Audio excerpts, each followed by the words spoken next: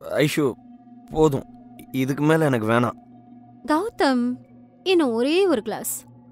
அவ்வாறு சொல்லியே 4-5 முறை அவனுக்கு மதுவை ஊற்றிக் கொடுத்தாள். ஒரு கட்டத்தில் போதையின் பிடிக்கு தள்ளப்பட்டான் கௌதம். அதை உணர்ந்தவள் மெதுவாக அவனின் கண்ணம் வருடி அவனை நெருங்கினாள். கௌதம், இப்ப எப்படி ஃபீல் பண்ற? ஐஷு, நாம இங்கிருந்து போயிடலாம். போதையில் உளறியபடியே அவன் கூறினான். கௌதம், அதுக்குள்ள கிளம்ப வேண்டிய அவசியம் என்ன இருக்கு? உன் கூட நான் இருக்கேன், பொறுமையா போலாம். ஆசை வார்த்தைகள் பேசியவள் கௌதமை மேலும் நெருங்கினாள். மெதுவாக அவனின் சட்டையில் மேலிருந்து 2-3 பட்டனை அவிழ்த்த ஐஸ்வர்யா அவனின் நெஞ்சில் தன் ஒற்றை விரலை வைத்து கோலம் போட்டாள். உன் கூட டைம் ஸ்பெண்ட் பண்ணி எத்தனை நாள் ஆச்சு கௌதம்? அந்த நாட்கள் எல்லாம் ரொம்ப அழகானது. எனக்கு இன்னைக்கும் அதே மாதிரி ஒரு நாள் வேணும். மேலும் அவனை நெருங்கி அவனின் கழுத்தில் ஒரு முத்தம் வைத்தாள். அதன் பிறகு எழுந்து கௌதமின் மடியில் அமர்ந்தபடி அவளுடைய மின்பந்து அவனின் முகத்தை உரசும்படி நெருக்கமாக அமர்ந்தாள். போதையில் இருந்தாலும் அவன் அவளுக்கு பிடி கொடுக்கவில்லை.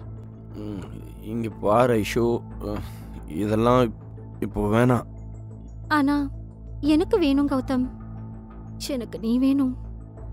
ஐஸ்வர்யா பேசியபடியே அவனது இதழை முற்றுகையிட செல்ல அவன் முகத்தை வேறு பக்கமாக திருப்பிக் கொண்டான். அவன் அவளை உதாசீனப்படுத்தியதில் ஐஸ்வர்யாவிற்கு கோபம் வந்தது. ஏன் கௌதம், நான் உன்னை நெருங்குறது உனக்கு பிடிக்கலையா? ஏன் இப்படி பண்ற? ஒரே ஒரு தடவை. அவனின் முகத்தை தன் கையில் ஏந்தியவாறு அவனின் நெற்றி, கன்னம் என்று அனைத்து இடங்களிலும் விடாமல் முத்தமிட்டாள். ஒரு கட்டத்தில் எரிச்சலாக உணர்ந்தான் கௌதம். ஐஷு, எனஃப். அவன் அவளை பிடித்து சற்று வேகமாக தள்ளினான். அவள் தடுமாறி அருகிலிருந்த சோஃபாவில் விழுந்தாள். என்னதான் கௌதம் அவளை ஆவேசமாக பிடித்து தள்ளியிருந்தாலும் இப்பொழுது அவனிடம் துளி கூட பலமில்லை. இதெல்லாம் வேணாம், நான் வீட்டுக்கு போகணும். அழுதழுத்த குரலில் பேசியதால் அவன் சுய நினைவில் இல்லை என்பது ஐஸ்வர்யாவுக்கு நன்றாக புரிந்தது. இந்த வாய்ப்பை அவள் நழுவ விட விரும்பவில்லை. அதே நேரம் நாளை விடிந்த பின் தான் அவனை வலுக்கட்டாயப்படுத்தியது தெரிந்தால் நித்தம் தன் மீது கோபப்படுவான் என்று அவளுக்கு தெரியும். சரி வா, வீட்டுக்கு போலாம். அதற்கு கௌதமும் சரி என்று தலையசைத்தான். அவனை கைத்தாங்கலாக பிடித்து கொண்டு வந்து காரில் அமர வைத்தவள் காரை நேராக கௌதமின் வீட்டை நோக்கித்தான் செலுத்தினாள். கௌதமின் கார் சத்தம் கேட்டவுடன் சனா ரேணுவிடம் தகவல் தெரிவித்தாள். மேடம், சார் வந்துட்டாரு. அது எனக்கு தெரியும் சனா. அவருக்கு சாப்பாட நீ ரூம்கே எடுத்துட்டு போயிரு. நான் இருந்தா அவர் கண்டிப்பா சாப்பிட வரமாட்டாரு. Okay madam. சனா கௌதமிற்கான உணவை நகர்த்தும் டிராலியில் எடுத்து வைத்துக் கொண்டிருந்தாள். பார்த்து போ ஐஷோ என்ற குரலில் நிமிர்ந்து பார்க்க அங்கு கௌதம் போதையில் தள்ளாடிக்கொண்டே வர அவனை தாங்கியபடி உள்ளே ஐஸ்வர்யா அழைத்து வந்து கொண்டே இருந்தாள். ரேணுவை பார்த்தவுடன் ஐஸ்வர்யாவின் முகத்தில் ஒரு நக்கலான புன்னகை தோன்றியது. கௌதம் தன்னிடம் இவ்வளவு நெருக்கமாக இருப்பதை பார்த்து ரேணு கஷ்டப்பட வேண்டும் என்று அவள் நினைத்தாள். ஏன் என்ன பார்த்துட்டு இருக்க? போய் கௌதமோட ரூம் கதவை தர. ஐஸ்வர்யா வேண்டுமென்றே கூறினாள். ரேணுவும் வேறு வழியில்லாமல் அவள் சொன்னதை செய்தாள். கைத்தாங்கலாக அவனை பிடித்து அழைத்து வந்த ஐஷு படுக்கையில் படுக்க வைத்தாள். கௌதம், நீ நல்லா தூங்கி ரெஸ்டெடு, நான் இங்கே இருக்கேன். கௌதமின் கன்னத்தில் ஐஸ்வர்யா முத்தமிட்டாள். தலையை வருடி கொடுத்தாள். இதையெல்லாம் அங்கு நின்றிருந்த ரேணுவால் பார்க்க முடியவில்லை. என்னதான் இருவரும் காதலிக்கிறார்கள் என்றாலும் மனைவி என்று இங்கு ஒருத்தி இருக்கிறேன். தன் முன்னாலேயே அவனுடன் ஒரு பெண் நெருக்கமாக இருக்க அது அவளுக்கு கஷ்டமாகத்தான் இருந்தது. அவள் கஷ்டப்படுவதை பார்த்த ஐஸ்வர்யா மனதிற்குள் நக்கலாக சிரித்தாள். நான் இன்னைக்கு இங்கதான் இருக்க போறேன். நான் கௌதம் கிட்ட நெருக்கமா இருக்கிறத பார்த்து நீ துடிதுடிச்சு போகணும். அத நான் பார்க்கணும். மனதிற்குள் கூறிக்கொண்ட ஐஸ்வர்யா ரேணுவை பார்த்தாள். நீ எதுக்காக இங்க நின்னுகிட்டு இருக்க? வெளியே போ, நான் கௌதம் கூட தனியா இருக்கணும். அவள் சொன்னதை ரேணுவால் ஏற்றுக்கொள்ள முடியவில்லை. இது தங்களுடைய அறை. அப்படி இருக்க தன் கணவனை இன்னொரு பெண்ணிடம் இந்த இரவு வேளையில் விட்டுச் செல்வதா என அவன் மீது காதல் கொண்ட மனம் கேட்டாலும் தனக்கும் அவனுக்கும் உரிமை இல்லை என்ற உணர்வு ஐஸ்வர்யா கூறியதற்கு எந்த ஒரு மறுப்பும் சொல்லாமல் செவிசாய்த்தாள். வெளியே வந்தவளுக்கு கண்களிலிருந்து நீர் வழிந்தது. அழுது கொண்டே ஹாலில் இருந்த சோஃபாவில் படுத்திருக்க வீட்டிற்குள் நுழைந்தாள் கல்பனா. இவ எதுக்கு இங்க ஹால்ல படுத்திருக்கா? ஏன் இவ ரூம்க்கு போகலையா?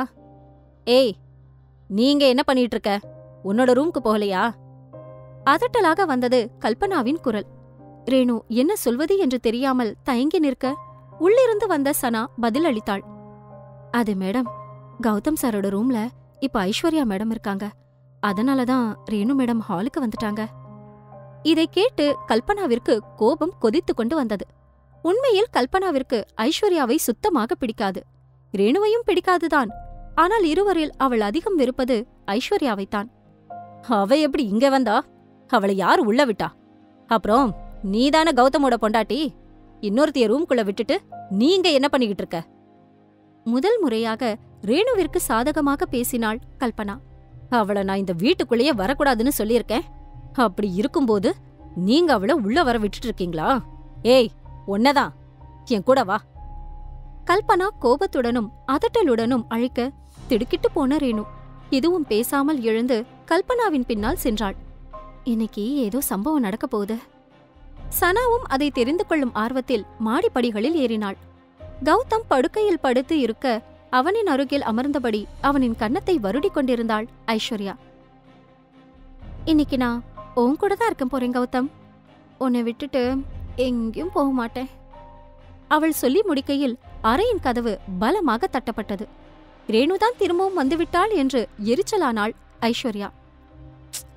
இவளுக்கு நாங்க 2 பேரும் ஒன்னா இருந்தா பொறுக்காதே. இருக்கு அவளுக்கு. கோபத்துடன் எழுந்து வந்து கதவை திறக்க அங்கு கோபத்தின் உச்சத்தில் காளியாக நின்று கொண்டிருந்த கல்பனாவை எதிர்கொண்டாள். ஆண்டி, நீங்களா? நல்லவள் போல் அவள் பேச ஆரம்பிக்க போதும் என்பது போல் கை காட்டினாள் கல்பனா. யார கேட்டு நீ உள்ள வந்த? ஆண்டி, நான் யார கேட்கணும்? நான் தான் கௌதம கூட்டிட்டு வந்தேன். அது மட்டும் இல்ல, கௌதமும் என் கூட இருக்கணும்னு தான் ஆசைப்பட்டாரு. நான் வரலன்னு தான் சொன்னேன். ஆனா கௌதம் நான் வந்தே ஆகணும்னு அடம் பிடிச்சாரு. இதையெல்லாம் கேட்டு ரேணுவின் மனம் கஷ்டப்பட்டது. ஆனால் அடுத்த நொடியே யாரும் எதிர்பார்க்காத விதத்தில் ஐஸ்வர்யாவின் கன்னத்தை பலார் என்று அறைந்திருந்தாள் கல்பனா. கேளுங்க இதயத்தில் ஏதோ ஒன்று ஆடியோ சீரீஸ் உங்க குக்கு எஃப்எம் ஆப்ல. டவுன்லோட் தி ஆப் நவ.